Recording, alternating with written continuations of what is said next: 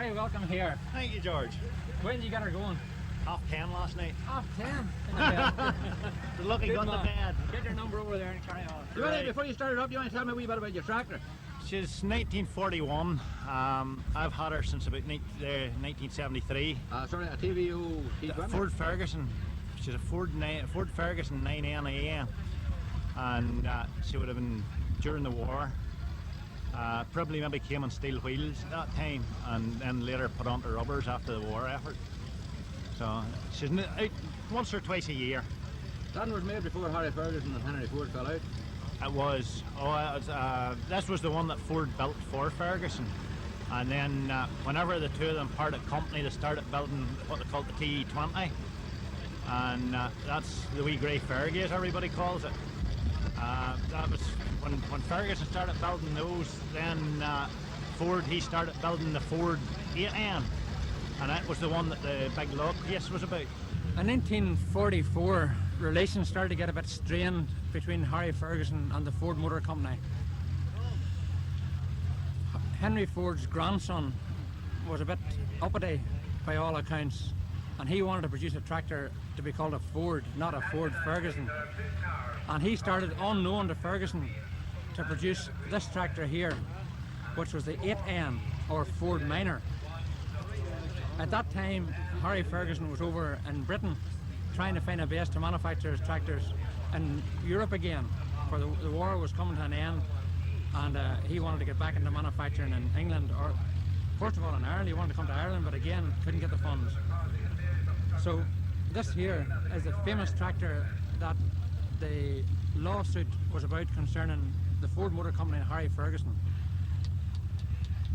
Until the present day, it is the most expensive lawsuit ever undertaken. The whole thing in today's terms cost $8 billion, out of which Harry Ferguson won the lawsuit, Ford lost and had to pay expenses and all the rest of it. Cost them $8 billion, out of which Harry Ferguson got £9 million because of Ford's infringement on his patents. But was it something to do with the hydraulics? It was. It is a Ferguson system, and Ford assumed that they had the right, or said they assumed they had the right, but they had forgotten about technical details that they didn't look into. They were wrong, and they paid for it. During that court hearing, Harry Ferguson personally answered 6,000 questions from the other side's legal people. So the man not only was a genius in manufacturing and marketing, but he had his head screwed on as well for legal affairs. How long is he dead now, George?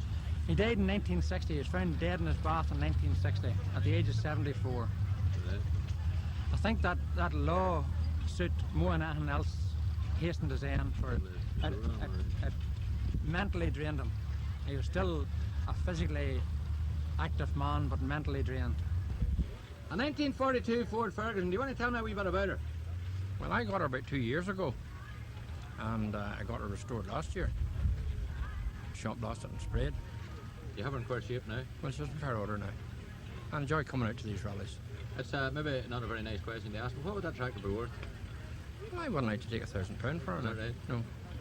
No, it should cost me 300. And that was You 2 don't years want to ago. sell her? No, I don't want to sell her. I enjoy the run out. 12:15 on Sunday afternoon. There's still 2.5 hours to go yet. John, I don't know what we're going to do with the rest of these tractors.